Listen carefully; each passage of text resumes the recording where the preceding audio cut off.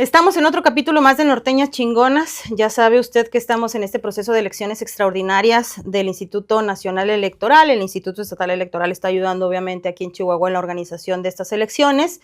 Y usted sabe que en Norteñas Chingonas invitamos siempre a mujeres que están destacando en distintas áreas. Y precisamente lo que nos atañe en estos 2 meses, pues la verdad es este proceso de elección extraordinario, distinto, único que se ha hecho en México, y quiero darle la más cordial bienvenida a quien me acompaña hoy, Lucero Garfio, Berta Lucero Garfio Guzmán, que usted la va a ver en la boleta ¿cómo?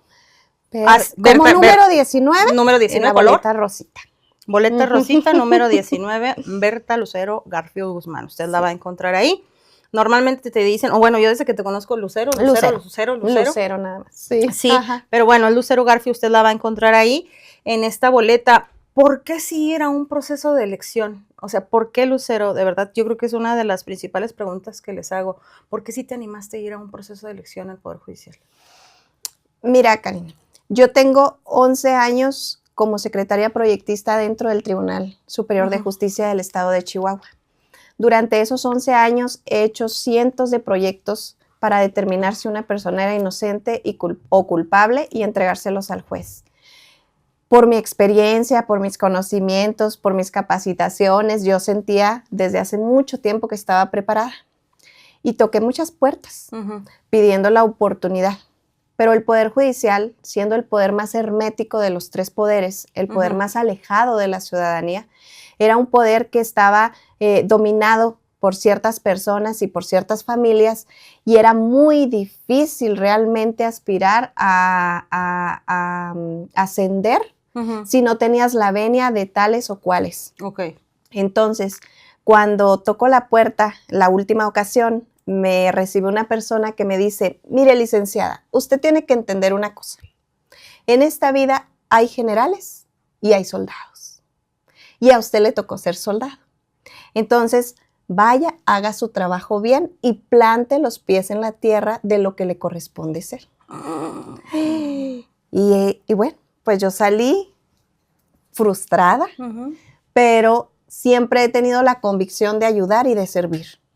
Y siempre he tenido la convicción de ser una estupenda abogada y sobre todo de impartir justicia. Y dentro de mi trabajo como proyectista lo podía hacer. Entonces, bueno, pues lo continué haciendo dentro de esa frustración, y cuando viene la reforma, pues yo vi la luz después del túnel. Entonces, ¿tú sí lo viste o lo aceptaste desde un principio? Yo supe que esa era la oportunidad que teníamos. Todas las personas que hemos esperado años para ser vistas y para ser notadas, todas las personas que en realidad nos esforzamos, que en realidad hicimos una carrera jurídica, que en realidad nos capacitábamos día a día, de que se nos volteara a ver. ¿Por quién? No por esas personas que ostentaban el poder en ese tiempo, sino por la ciudadanía. Yo sí creo que es un momento histórico en el que por fin, si las personas salen este 1 de junio a votar, tendremos personas capaces, tendremos personas preparadas, pero sobre todo vamos a tener personas más humanas. Te voy a decir por qué. Dentro del Poder Judicial, para ser juez, había dos posibilidades. Dos pasos a seguir. Una era mediante examen de oposición. El último examen de oposición que hubo fue en el tiempo del exgobernador Corral. Y el anterior, lo del cochinero judicial. Cuando lo del cochinero judicial. Tú lo has dicho perfectamente, exacto. Y el otro fue con la oxigenación del Poder Judicial. Bueno, son los nombres que le pusieron al proceso. A los procesos que estuvieron absolutamente politizados. Ambos. Y es cuestionable si existieron los mejores perfiles y si ellos eran los más preparados y si traían carrera judicial y si estaban súper capacitados para ser jueces y magistrados. Viene otra oportunidad de ser juez con los jueces provisionales. Un juez provisional, para ser juez provisional, existía la firma, el plumazo de una de las personas que ostentaba el poder dentro del Poder Judicial. Entonces, ¿quién tiene que ser? ¿El magistrado de sala? ¿El presidente del tribunal o quién? Dependía, porque cada momento político cambiaban las personas que estaban al frente del Poder Judicial. Exactamente, y entonces ahí era cuando cambiaban esos jueces provisionales, aunque cambiar no es la palabra, agregaban más jueces provisionales. Y entonces llegó un momento que había casi la misma cantidad de jueces por examen de oposición que los jueces provisionales. Entonces, o eras por un examen en el momento político o eras porque alguien te dio el plumazo y te echó la mano para ser juez provisional. Pero ¿qué pasaba? Los jueces y magistrados eran inamovibles. Los jueces y magistrados tenían que cometer un terrible delito para poder ser removidos de su encargo, cosa que no ocurría. Entonces, cada 15 días el sueldo no dejaba de llegar. Independientemente de que tú sacaras 1, 2 o ningún asunto. Ah, sí, claro. Entonces, ¿qué iba a pasar si se te juntaban 30 carpetas, 40 carpetas, 50 carpetas y no hacías nada? Nada. No pasaba absolutamente nada. A esa persona no le afecta al magistrado. No le afectaba, no les afectaba porque eran inamovibles. Te digo, las condiciones para cambiarlos tenían que ser así, delitos garrafales. Entonces, en esta situación, pues no había apuro, no había interés, iban perdiendo la empatía, iban perdiendo esa chispa que tiene uno de quiero ayudar, quiero servir, quiero trabajar.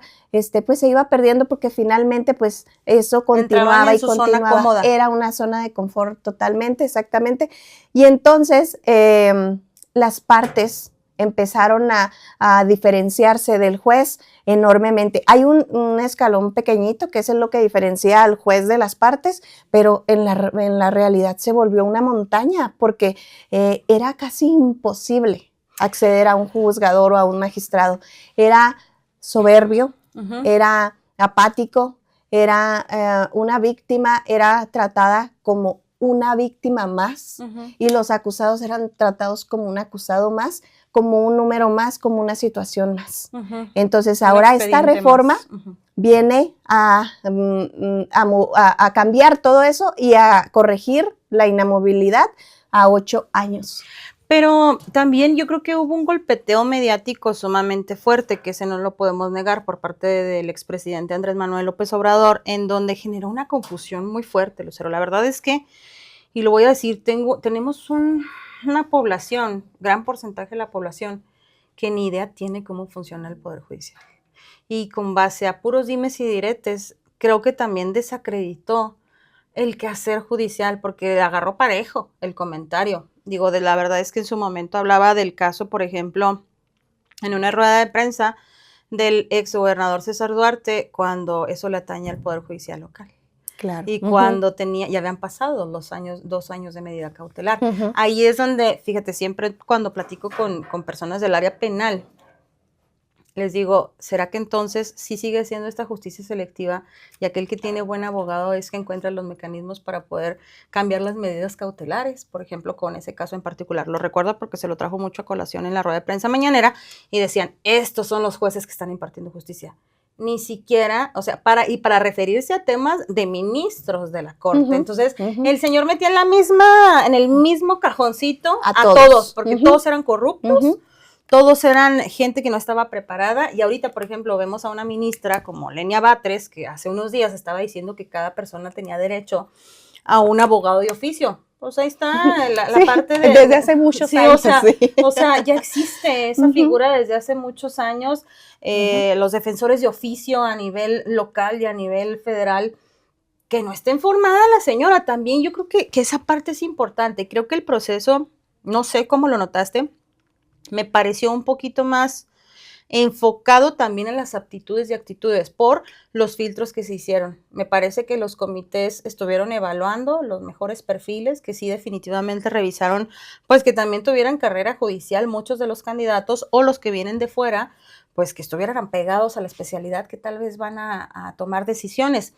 En este sentido, ¿cómo te sientes ya en una campaña? Y sobre todo que han llovido, lo platicábamos ahorita, críticas, que empezaste de una forma, que si empezaste como político, que si no, que no son políticos, que sí, que el tema de la vida pública, el tema de que no salían, y que déjame decirte que hasta la fecha todavía hay algunos candidatos, sobre todo a magistraturas, que todavía se sienten como que tocados por Dios, o sea, que creen que no tienen que salir a dar la cara, que creen que no tienen que salir y aprovechar este momento en el que se les está de alguna manera invitando a dar la cara y a tener contacto con la gente y a humanizar el derecho y a humanizar la justicia. Respecto a este tema, decías que llevas 11 años ya en el Poder Judicial. ¿Cómo empieza, Lucero? ¿Siempre quisiste ser abogada, Lucero? ¿Siempre quisiste dedicarte al tema del derecho o cómo es tu experiencia? Siempre quise ser abogada. A los 6 años, yo le decía a mi abuelo, allá en San Juan Valleza, oiga, abuelo, yo voy a ser modelo. Y mi abuelo me decía, claro que no, usted va a ser abogada. Y yo después le comentaba a amigos o a familiares, yo creo que en ese momento mi abuelo tenía algún problema jurídico y entonces como que me volteaba y veía a la mocosa diciéndole que iba a ser modelo y él decía, no, usted tiene que ser abogada, porque en ese momento lo necesitaba. No lo sé. La verdad es que desde muy chiquita siempre traté de igualarme con los hombres, aún viniendo de una zona tan machista, tan difícil. Yo no comprendía por qué la mujer tenía que servirle al hombre, era algo que para mí era impensable y entonces yo me rebelaba ante tal situación, sí, y entonces como que eso lo notaba mi abuelo y decía, no, usted sea abogada para que canalice todas esas frustraciones. Sí. Yo creo que sí, no lo sé, pero eso me comentaba él y empecé a investigar qué era un abogado, qué hacía un abogado y me convertí en una niña muy extraña porque yo no veía caricaturas, yo veía El silencio de los inocentes. O sea, yo veía películas así que decía, ay no, yo quiero esto, yo quiero saber de la justicia, yo quiero saber de los delincuentes, yo quiero saber, porque también eso siempre supe que iba a ser especializada en el área penal. Siempre. ¿Por qué? Pero si la verdad es que yo creo que el área más difícil. ¿Sabes por qué? Porque respeto mucho todas las otras materias, pero el área penal es la única que tiene que ver con la segunda situación más importante en la vida de una persona, que es la libertad. Sí. Lo primero es la vida y luego la libertad. Entonces, realmente trascendental es el derecho penal. Por supuesto que las otras materias tienen que ver con familias, tienen que ver con bienes, tienen que ver con casas de las personas que toda su vida han trabajado para tenerlas, etcétera. Pero tu libertad es la segunda cosa más sagrada después de la vida que todos tenemos. ¿Cómo hacerle? Y aquí sí te pregunto, tal vez uno de los casos que traigas a tu mente, uno de los casos que más te hayan marcado. O no sé si hubo un caso que dijeras, hijo, de aquí para adelante me tengo que aprender a poner la coraza porque si no me voy a enganchar de cada caso y voy a estar llorando. No sé si te pasó, no sé si desde el momento tenías claridad en que no era tu problema, pero tenías que ayudar a un tema de solución, porque en su momento los secretarios a veces conocen mucho más. Como me decía alguien, es el secreto. Ayer que venía alguien precisamente del Tribunal Superior de la Federación, si es el que sabe el secreto del expediente. Entonces, en ocasiones es el que le pasa el dato al juez y le dice, para mí este es el tema, para mí creo que ahí puede ser el motivo de solución. ¿Recuerdas algún caso que digas, hijo, este caso cómo me costó trabajo? Sí, por supuesto. Es muy interesante, fíjate. Me preguntabas ahorita, ¿cómo ves cómo se está llevando este proceso? Yo veo dos tipos de personas en este proceso. Los que tuvimos el valor de entrarle y los que no, y entonces critican a los que tuvimos el valor de entrar. Claro. Y en el caso de los candidatos, veo dos tipos de candidatos. Los que realmente nos aferramos a la reforma y decimos, qué bueno, vamos a cambiar, vamos a hacer algo que esto sirva para algo, independientemente de las razones por las que surgió, vamos a hacer que esto cambie.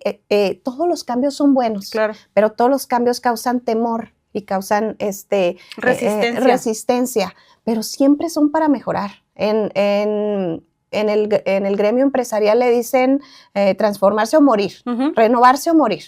Entonces, esto le pasó al Poder Judicial, era renovarse o morir. El 99% de los asuntos en México están impunes. Sí, es que aparte ese es otro tema, ¿no? Las carpetas elaboradas, los casos, los chivos expiatorios. Históricamente sabemos lo fuerte que han sido los señalamientos al Poder Judicial, pero sí me doy cuenta que obviamente utilizaron una retórica y un hartazgo de la ciudadanía, obviamente que hizo clic, y eso es lo que ha funcionado también con muchos de los discursos, por ejemplo, de los nuevos gobiernos, o sea, me refiero, por ejemplo, de la 4T, porque hacen y han sabido la psicología de la sociedad, han tenido ese acercamiento que finalmente buscamos mucho, yo creo, en algún momento. Y te decía ahorita, ¿recuerdas, para retomarlo, el tema de algún caso que digas, oh, este caso, Dios mío, en mi vida, no me puede volver a pasar que me ponga tan sentimental, o de qué manera lo canalizo, o sobre todo también platicar lo que se batalla, porque en ocasiones es como de, ay, sí, lo vemos sentados, pero no sabemos cuántas especialidades tienen, no tenemos idea de cuántas capacitaciones tienen, no tenemos idea de que en ocasiones se pueden llevar expedientes de su casa para seguirle avanzando, sobre todo en tu caso en particular, en el puesto en el que estás, porque siento que es al que más le piden como celeridad en la parte del análisis de los casos. ¿Recuerdas alguno? Sí, por supuesto. Te comentaba, el 99% de impunidad. Yo conocí a Jorge cuando tenía como 2 años que había entrado a iniciar mi carrera dentro del Poder Judicial. Jorge era un joven simpático de 19 años, estaba estudiando ingeniería en sistemas en la UACH. Él tenía una novia que estaba profundamente enamorada de él y él no estaba enamorado de ella. Entonces decide terminar la relación y al día siguiente tenía interpuesta una denuncia por violación por parte de su novia. Entonces es detenido, es llevado al Cerezo. Cuando yo platico con él, hacía un par de meses que había ingresado al Cerezo. Era un joven al que se le notaba el miedo en los ojos. Era un joven preocupado por sus papás, preocupado por sus 2 hermanitos, porque era el mayor de 3. Era un joven que se parecía mucho a mi hermano. Tengo un hermano que en ese momento estaba también estudiando en la universidad y traían unos lentes idénticos. Idénticos. Y entonces cuando estás en esa área es imposible que no hagas recordatorio de tus seres queridos con las circunstancias que ves. Entonces, yo platico con él, le digo que se calme, que se tranquilice, y me dice, sí, todo va a salir bien, licenciada, verá que todo va a salir bien. Y me lo topé 2 años después, el día que declararon su inocencia, y él no era el mismo, ¿eh? Jorge era adicto, a Jorge ya no le brillaban los ojos, era una persona vacía, hueca, y el sistema se lo había comido. Le habíamos arruinado la vida. Fue declarado inocente después de 2 años. O sea, estuvo encerrado 2 años. Arruinado la vida a él y a toda su familia. Claro. Sí, ahora después de 2 años ni modo que le digas, discúlpeme, es que siempre sí es inocente. Y los 2 años. Y él estaba contento porque ese día salía por fin, pero salía convertido en otra persona. Y salía convertido en una persona con muchísimo menos oportunidades por los traumas que había adquirido ahí. Y entonces te das cuenta de que el sistema fallaba. Te das cuenta de que algo no se hacía bien. Pero, ¿hasta dónde, Lucero? Digo, esta siempre es mi pregunta. ¿Hasta dónde este cambio te garantiza rapidez, te garantiza celeridad? ¿Y hasta dónde también es un trabajo... digo, aquí voy a estar echando, yo creo que de alguna manera ahí lavando algunas manos, pero en muchos sentidos de toda la cadenita, o sea, desde el Ministerio Público, investigador, el perito, todos los que hacen toda esta parte, para no revictimizar, porque en ocasiones pensamos que es a la mujer a la que se la revictimiza, y en muchas de las ocasiones también es a hombres, es hombres y a mujeres por igual. Exacto. De verdad, y siempre que dicen, ay, es que morra tóxica, no, también hay vatos bien tóxicos, sí, bien locos, o sea, como hay de un lado, hay del otro. Ambos. Entonces no puedes tomar partido. ¿Y hasta dónde? Te lo hago la pregunta de la forma más sincera. Recuerdo que en algún momento, tú sabes que este diputado Cuauhtémoc Estrada, siempre lo traigo a colación mucho de este comentario, porque recuerdo que terminando una entrevista con él, precisamente este proceso, y él que es abogado litigante muchos años, le decía, diputado, ¿y qué tanto se garantiza la no corrupción y qué tanto se garantiza la celeridad y qué tanto? Me dice, la verdad es que no hay una garantía como tal, pero mínimo que se busque la mejora en los perfiles y que se sepa que va a haber una rotación y que si no haces bien tu trabajo, no eres intocable. Digo, esa es la parte que él decía, ¿no? Exacto. El simple hecho de que se acabó la inamovilidad, eso te hace más proactivo. Claro. La impunidad se va a terminar Cuando los jueces nos pongamos a trabajar, cuando nos dejemos de estar sentados, cuando nos dejemos de estar cómodos, cuando nos pongamos a sacar la mayor cantidad de trabajo que podamos para que avance muchísimo más rápido las carpetas. Tenemos una persona en prisión, hay que apurarnos lo más que podamos para que no lleguen los 2 años y le digamos, ay, discúlpenos, usted era inocente, váyase ya con toda la vida arruinada. ¿Por qué? Pues porque yo no tenía apuro, discúlpeme, estaba muy cómoda y entonces no saqué rápido su asunto. Sí. Claro, el Ministerio Público, la defensa tienen una participación increíble, fundamental, y que los jueces no podemos saltearnos esa participación tanto del MP de la defensa, pero sí podemos apurarnos. Claro. A nosotros se nos atribuyen cierto número de carpetas y las tienes que hacer lo más rápido posible. Teníamos casos de jueces que tardaban más de 3 años en redactar una sentencia. 3 años en redactar una sentencia. Esas personas de veras deberían de estar en el infierno y quemarse, porque imagínate esa persona vidas. Y esas familias, porque esa persona es hija, esposo, madre de alguien. Ajá, claro. Y no solamente le estás arruinando la vida a él, a todo su círculo, o a ella, le estás arruinando a todo su círculo y también a la víctima. Claro. Tuvimos un caso en el que un padre había perdido a su hijo adolescente durante un secuestro, en donde las negociaciones habían salido mal y entonces había sido privado de la vida. El hijo. El hijo del señor. Y el señor tenía 3 años yendo a audiencias tras audiencias tras audiencias, haciendo todos los trámites para solicitar que por favor se le hiciera justicia y que se resolviera en contra de las personas que él determinaba que habían sido los que habían secuestrado a su hijo. Un día se levantó en la audiencia a la mitad del proceso y dijo, ya basta. Ya me arrebataron lo que yo más amaba, que era mi hijo. Ya no me van a arrebatar mi dignidad. Y nunca más volvió. No, ya claro. No le interesó. Mira, cuando tienes, y yo siempre lo digo, cuando tienes contacto con la justicia, por distintas situaciones, y siempre lo digo de manera personal, por distintas situaciones, por las que sean, por la vía que sea, y ves cómo la justicia se hace a modo, es cuando percibes que no hay justicia en México. Exacto. Es cuando percibes que y luego vuelves, por ejemplo, yo en algún momento en la FEM, y luego vuelvo en la FEM 12 años después, y sigue siendo el mismo problema. Exacto. Y siguen siendo los ministerios públicos, que yo entiendo también, que ayer lo platicaba con una candidata jueza de distrito mixto federal, decía, en ocasiones piensan que nosotros somos los ministerios públicos. Pues sí, pero entonces yo creo que sí se tiene que hacer lo propio, sí, para fortalecer definitivamente los ministerios públicos, tanto estatales como federales. Por supuesto. Digo, no podemos dejar de lado que sí hay algunos que pareciera que en lugar de tener mayor capacitación en perspectiva de género, cada vez están peores, pareciera que se hacen más inmunes a los temas, como de, ay, mire, como usted hay otras 300 carpetas más, ¿no? Van a la FEM y así lo reciben.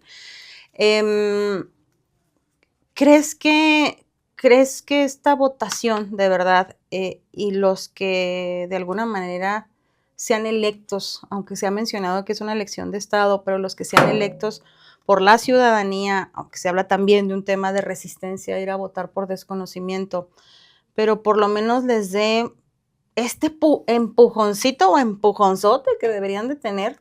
Y sobre todo, si crees que es posible implementar algún tema de ISOs, de estándares de calidad al interior del Poder Judicial, como tú lo mencionas, con el tema de estudios de tiempos y movimientos por parte de un ingeniero industrial. Tienen que darte tiempo, así como dar respuesta, por ejemplo, a un área de transparencia que tienes hasta un semáforo que te mide, no le has dado respuesta a esto. O sea, de verdad que se trabajara un poquito más con tiempos, y cuando no, pues justifícame por qué no me has sacado este proceso, esta carpeta, porque entonces pues va a ser lo mismo. O sea, a final de cuentas llega alguien por 7 años o por no sé la cantidad que vaya a llegar, o por 8, y dices, bueno, pues aquí lo tengo 8 años, ni modo, aquí le sigo. Y tal vez no va a ser reelecto y no le importa tanto, de verdad. Pero yo creo que sí deben de, además de esto, no sé qué pienses tú, de implementarse algunas medidas administrativas, sobre todo sancionadoras. No sé si les pega en el bolsillo o en el qué, porque la verdad es que creo que es en donde más nos duele, o por lo menos en la iniciativa privada que ya me ha tocado estar, no te llevas un bono y es de ching.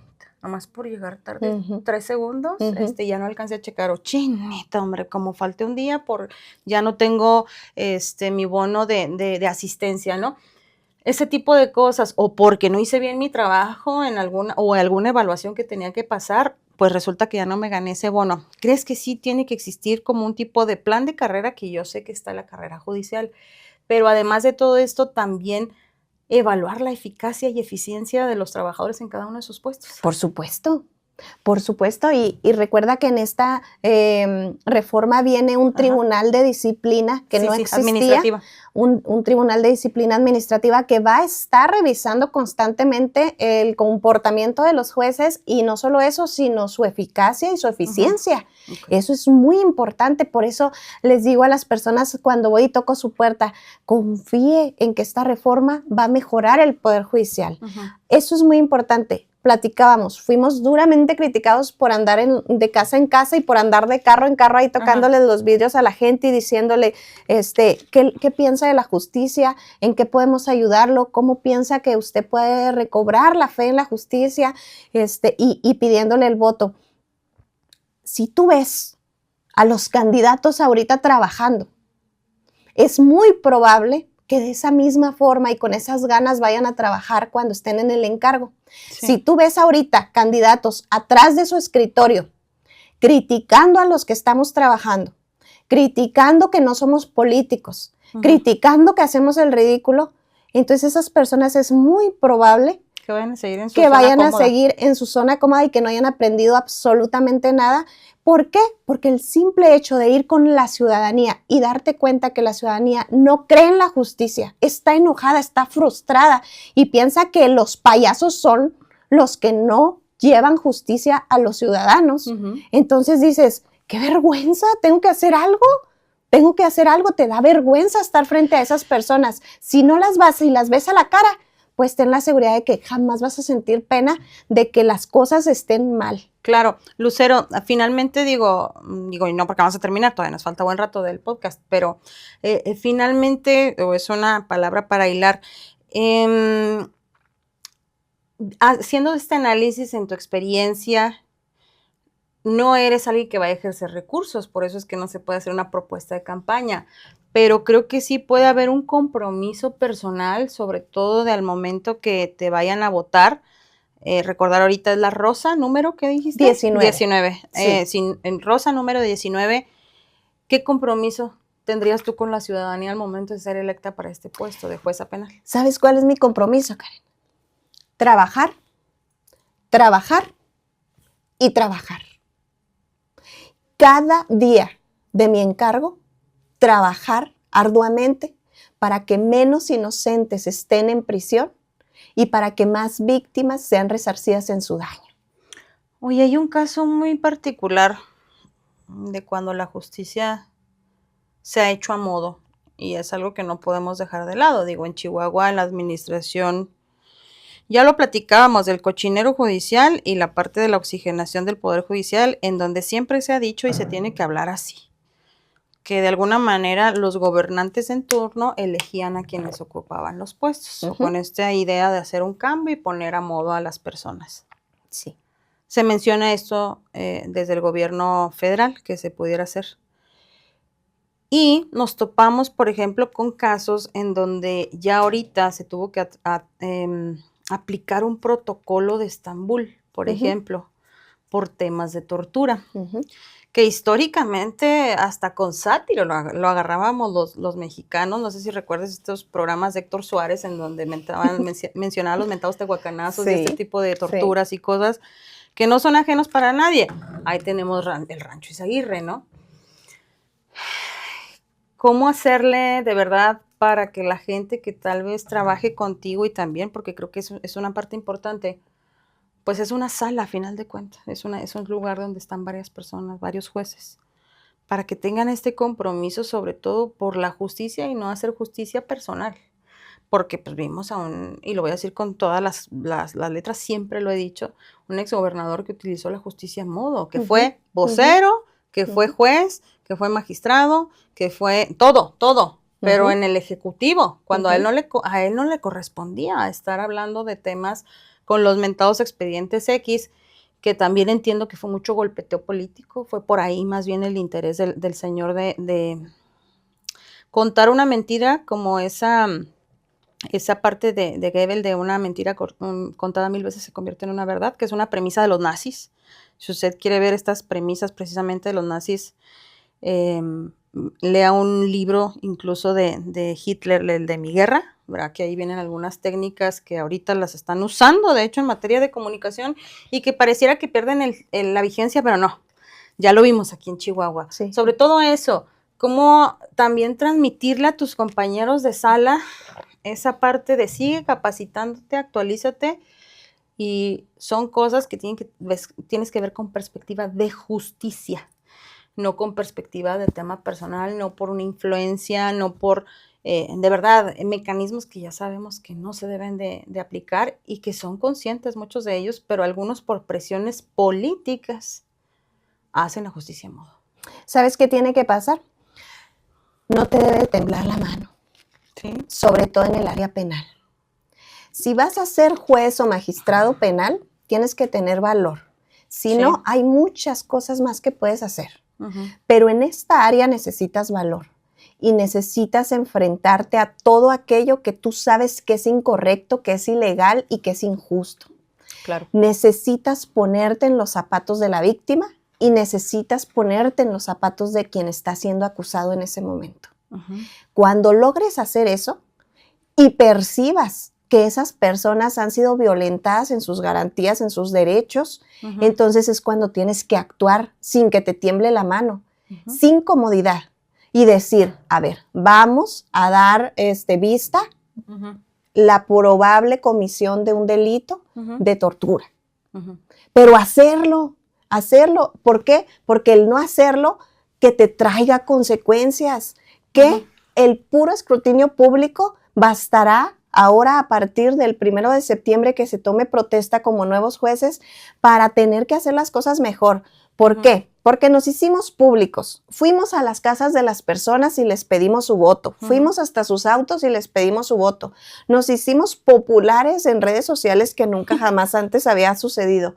Ahora, con esa misma popularidad y con esas mismas ganas tenemos que estar informando qué estamos haciendo. Claro. Tenemos que estarle dando cuentas a la ciudadanía. Fíjate que esa parte yo creo que sí es importante. Yo siempre lo he dicho, a mí me llamaba la atención, déjate un tema de presupuestos, pero el hecho de que no designaran o tuvieran un área como de transparencia. Uh-huh.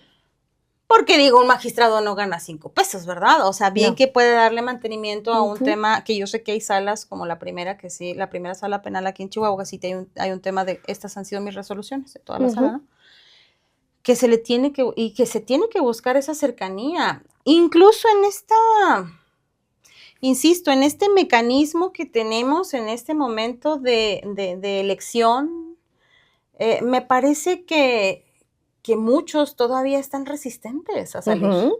Uh-huh. O sea, insisto, aquellos que tal vez continúan en la contienda, tal vez, que ya fueron jueces y yo creo que piensan que ya están o que ya se merecen todo porque ya fueron electos en algún momento, pero realmente no. O sea, realmente sí pudieran sacar a muchos de los puestos aunque ellos quisieran continuar y sobre todo ser conscientes de la necesidad de socializar la justicia. En vez de pagar un spot que diga, en la Suprema Corte de Justicia de la Nación estamos trabajando para que tu justicia sea pronta y expedita. Mejor retrátame en 30 segundos un caso que hayas y con imágenes me lo retratas y entiendo Por todo. supuesto, por supuesto. O sea, buscar ya ingeniarte realmente gente que le sepa el tema de comunicación, pero para bajar, porque en ocasiones bajar los temas, porque en ocasiones es platicadas y es de, es que no puedes estar hablando de los expedientes. No, pero a ver, nada más saca una resolución, pon un caso, es una crestomatía o es una de alguna reproducción de algún caso, ni los nombres, son obviamente los que representan la carpeta de investigación, pero así fue como se resolvió y se está haciendo justicia. Como ese tipo de cosas y también que salgan a platicar, o sea, cuál es su perspectiva de las cosas, por qué deciden las cosas como las deciden, por qué le regresas un expediente, por ejemplo, a un juez, por qué de verdad en ocasiones hay desconocimiento de algunas carpetas, si es que sí pasa por ellos, por ejemplo, por la parte de las magistraturas que son a los que les corresponden, pero que yo insisto, los jueces y los secretarios son los que terminan entendiendo todo el secreto del expediente, que son prácticamente los que están. ¿Qué opinión te merecen sobre todo estas personas que siguen siendo resistentes a salir a dar la cara? Pues pésima, pésima opinión. Precisamente es lo que viene a cambiar esta reforma. Esta reforma se hizo porque el Poder Judicial no estaba funcionando, porque el conocimiento y la experiencia no estaban siendo suficientes para arreglar las situaciones jurídicas. Entonces se necesitaba más. ¿Qué se necesita? Empatía. ¿Qué se necesita? Ganas de trabajar. ¿Qué se necesita? Que te levantes de tu escritorio en donde has estado estudie y estudie y estudie, donde tienes miles de cursos y que los apliques para beneficio del pueblo, de la gente, de la ciudadanía. A nadie le sirve que una persona sea erudita y tenga todos los conocimientos del mundo aquí si no está ayudando acá a las personas. Me decías ahorita, casos que te han llamado la atención, que te han marcado. Bueno, a partir de que me convierto en mamá, esos casos que a lo mejor antes eran tomados con cierto respeto, pero no tanto, al momento en el que soy madre, se convierten en una reverenda pesadilla para mí. Sí, casos de niños, me imagino. A mi esposo le digo, yo voy a ser la peor enemiga de mis hijas, ¿eh? Porque el día que me pidan permiso para ir a una pijamada, no. El día que me pidan permiso para irse con el no. El día que simplemente batallo hasta para ponerlas en la guardería. Sí. Porque digo, híjole. Pues el caso que está pasando ahorita en Juárez, ¿no? Exacto. Y entonces como tengo toda esa información y mi esposo me tiene rotundamente prohibido hablar de los asuntos en la casa porque él se traumatizaba y decía, no, qué cosa tan horrible, yo no quiero saber eso, yo no tengo por qué enterarme de que pasan situaciones tan Fíjate que entre más tristes. platico con ustedes, o sea, con la gente que se dedica al tema de ejercer justicia, más admiro, de verdad, más los admiro. Yo creo que yo estaría hecha un mar de lágrimas. Yo ya estaría en un manicomio si me meto yo a un tema de verdad, aquí estaría, ya me llevarían ahí, no sé si cigarritos al sésame, si me hubieran metido, de verdad, si me hubieran metido a revisar. Es que recuerdo un caso, fíjate, muy particular, y ese no se me olvida.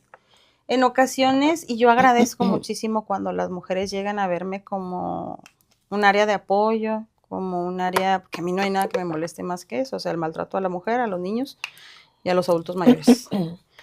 Todos vamos para allá, todos fuimos niños y la verdad creo que la sociedad se merece que tengamos mejores adultos para que sean mejores niños cada vez que tengamos mayor educación y a veces parece que está más retorcida la gente. Me tocó recibir a una persona ahí en el canal, fíjate, se me hace bolita aquí. Sí, me da sentimiento. Sí. Una señora que obviamente no íbamos a exponer su caso porque eran temas de niños. Era la abuela de unas niñas que la abuela materna y la mamá las prostituía. Entonces ya habían abusado de ellas varias veces. Leí los peritajes psicológicos y los psiquiátricos, de verdad se me ponía la piel chinita. Y recuerdo que pocas veces yo en mi vida he hablado llorando a un área de fiscalía. Y esa vez me acuerdo que le hablé a la fiscal. O sea, llorándolo. Me dice, ¿estás bien?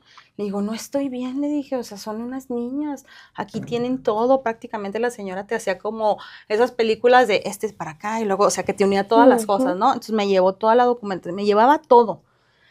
Lamentablemente la señora ella también tenía problemas como de adicción, entonces, por lo que entiendo, después de insistir otra vez a la fiscalía y después me topo a Daniel Terrazas del área de mediación de conflictos, y digo, es urgente que ya atiendan a esta mujer. O sea, tiene peritajes psicológicos y psiquiátricos de las niñas en donde sí ya sufrieron un tema de violación.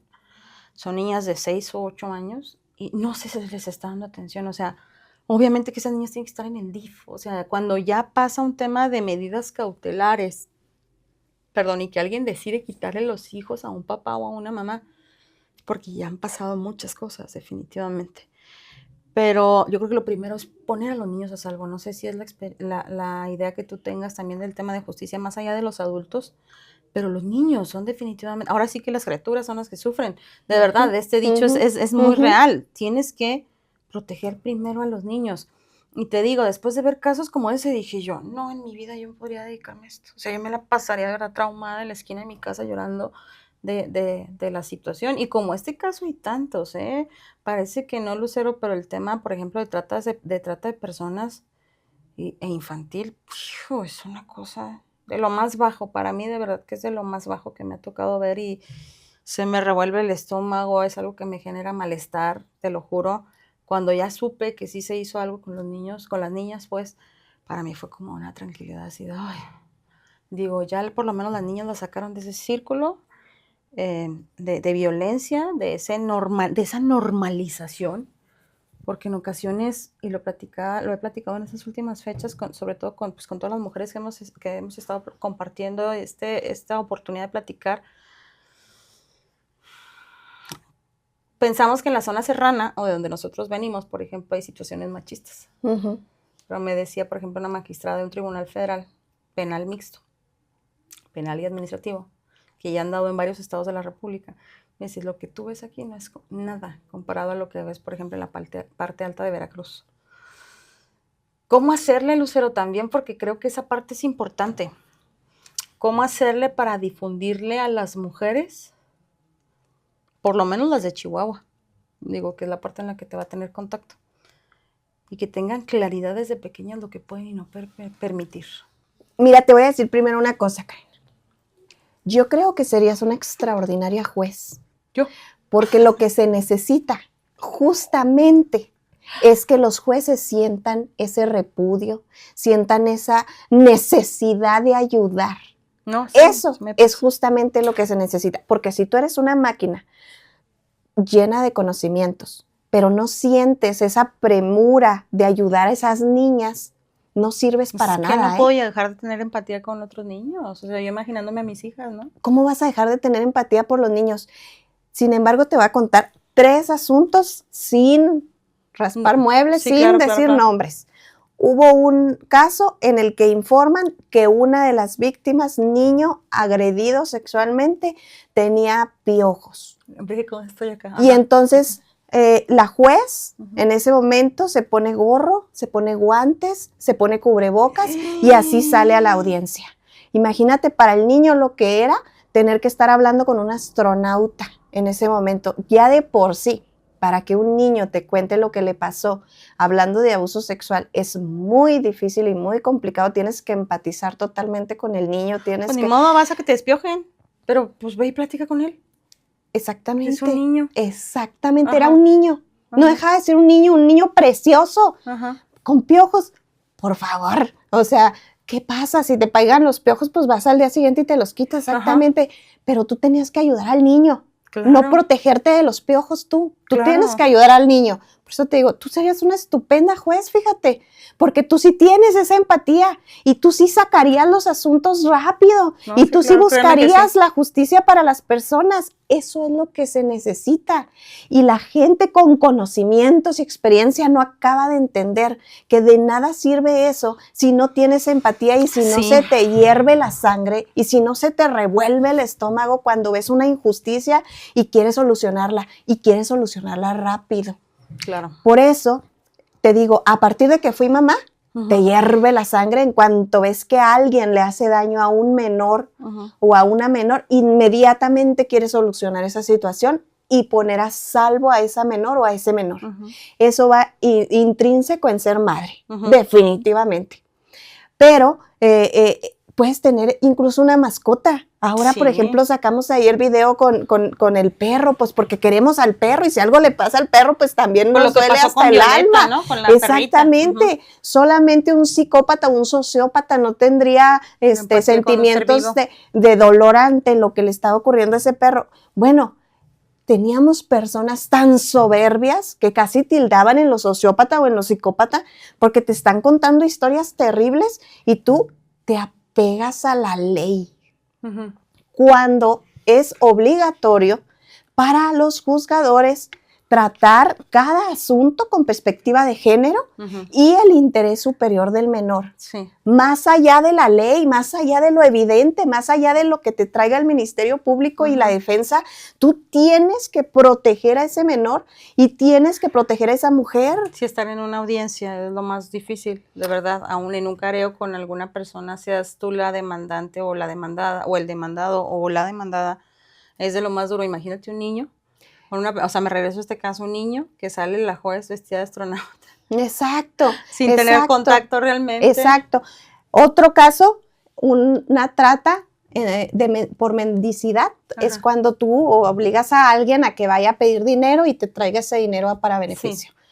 Teníamos un asunto de ese tipo y vienen muchos testigos y nadie había visto que los padres mandaran a la hija a pedir el dinero. Los padres eran drogadictos. Los padres no trabajaban. ¿Y cómo mantener a la familia? Pero no había pruebas de que la niña fuera a pedir dinero para ellos.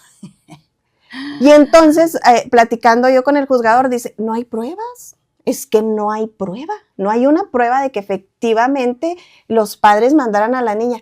Sí, pero tenemos a un par de drogadictos que no trabajan y a una niña que está diciendo, oigan, yo soy quien va y pide dinero para que mis papás se droguen. Ayúdenme. No, sin pruebas no se puede. No se puede. Una sentencia absolutoria, Karen, es muchísimo más fácil que una sentencia condenatoria. En la absolutoria basta que no se superó la presunción de inocencia, no hubo elementos probatorios y ya, se acabó. Una condenatoria no, tienes que motivar y fundar perfectamente la razón por la que esa persona se va a quedar privada de la libertad. Este es tema de tiempo, modo y lugar, ¿verdad? Exacto, exacto. Tienes que hacer un análisis muy, muy, muy, muy estricto en la condenatoria. Entonces, para los jueces era fácil decir, no, pues no hay pruebas. El Ministerio Público no me trajo nada. La defensa fue espectacular. Vámonos todos a nuestra casa y ellos salen libres. No, porque era una niña. Claro. Tienes que ir más allá. Tienes que pensar como la niña.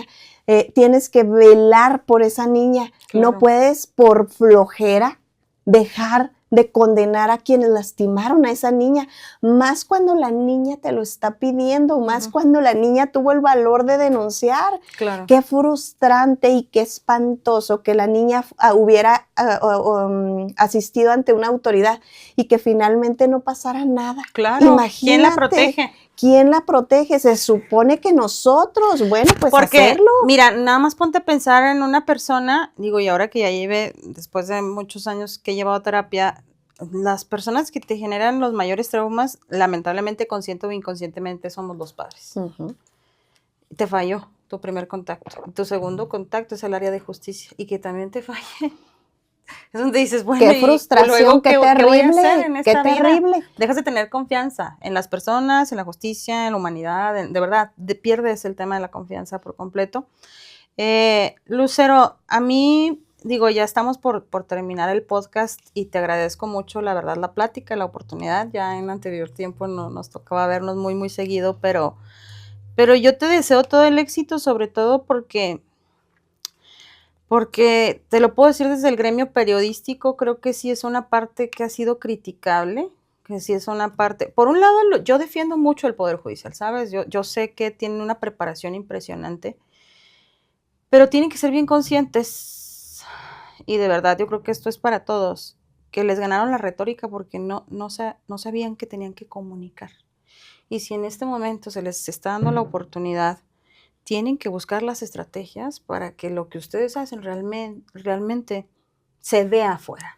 Exacto. Porque si algo no está funcionando, me queda claro que algo no está funcionando para que por más de, no sé, 40, 50 años que se llevan, o con las mejoras, por ejemplo, en materia laboral, en materia penal, con los juicios orales, y no se ve un cambio y no se percibe un tema de justicia, algo se tiene que hacer e instar también ustedes, tal vez, al momento de que ganen. Yo de verdad les deseo el mayor de los éxitos a cada una de las candidatas que ha venido, que me ha acompañado, instar para que se legisle, porque ustedes se tienen que apegar a la ley, y sobre todo para que se fortalezcan las áreas de los ministerios públicos, porque si no, entonces pues va a ser muy complejo también para ustedes el tema de la toma de decisiones. Finalmente, pues me gustaría por tercera vez que nos digas, para que no se nos olvide, el número, el color y el número que tienes y tu nombre completo, cómo te vamos a encontrar este 1 de junio. Claro que sí, mi boleta es la boleta rosa, mi número es el número 19, soy Berta Lucero Garfio Guzmán. Pues Lucero, gracias de verdad por acompañarme. Me doy cuenta que sí, definitivamente la empatía es algo que como juzgador jamás debes de perder. Que no puedes ver los casos de las personas como un expediente más. Por supuesto. Porque están involucradas vidas y en muchos casos, sobre todo muchos familiares, por ejemplo, que recaen en lo penal, muchos en situaciones muy difíciles, muy complejas, que le puedes evitar pues el sufrimiento, sobre todo a los niños, a una mujer, a una familia, a un hombre también en su caso. También creo que esta parte de abusar de la parte de los derechos que tenemos como mujeres también es algo que yo repruebo muchísimo. Por supuesto. El hecho de tergiversar la información de tal manera que dañes a un hombre nomás por dañarlo, me parece absurdo y me parece muy bajo de cualquier mujer que lo haga, porque tuve un padre excelente, porque para mí de verdad yo lo honro y lo amo, aunque esté ahorita ya en el cielo, y me parece increíble que no hay un respeto en el tema de géneros, o sea, tanto de hombre a la mujer, mujer al hombre, y todos con todos. Yo creo que si basamos nuestra sociedad en el tema de respeto, cambiarían muchas cosas. Lucero, ¿algo más que gustes agregar? Sí, por favor, este 1 de junio salgan a votar, salgan a elegir a sus próximos jueces y magistrados. Y así, de la misma forma en que nosotros les pedimos que salgan a votar, de la misma forma exíjanos cuentas cuando estemos en el puesto. Y se las tenemos, y se las debemos, y se las vamos a dar. Claro que sí. Bueno, pues te agradecemos mucho, de verdad, Lucero, que hayas estado conmigo aquí, digo, con los chicos de la producción. Gracias por en Norteñas Chingonas, y vale mucho la pena estar contando las historias de mujeres que están buscando un cambio. Ya lo hemos hecho en el área de la ingeniería civil, en el área del tema, por ejemplo, de la procuración de justicia con la fiscal, con Norma Ledesma, en algún momento nos tocó platicar, por ejemplo, la presidenta del Colegio de Ingenieros Civiles, con muchas mujeres que están rompiendo esquemas, con algunas que son, sobre todo, por ejemplo, en el tema medioambiental. De verdad, creo que hay muchas historias todavía por contar, y espero de verdad que tengan la oportunidad de venir a mostrarse y permitirse ser vistas, porque de eso se trata este medio, aunque haya recibido reclamos de los hombres. Digo, sí los tuve, Lucero, pero muchas gracias, de verdad. No, gracias a ti por la invitación, y vamos a transformar juntas el Poder Judicial de Chihuahua. Verás que sí. Y bueno, pues nosotros nos despedimos, de verdad, los esperamos en el siguiente capítulo de Norteñas Chingonas, escuchando historias de vida de aquellas que están decidiendo el tema de justicia, sobre todo en estos 2 meses, para que usted las conozca de viva voz. Nos vemos en el próximo capítulo.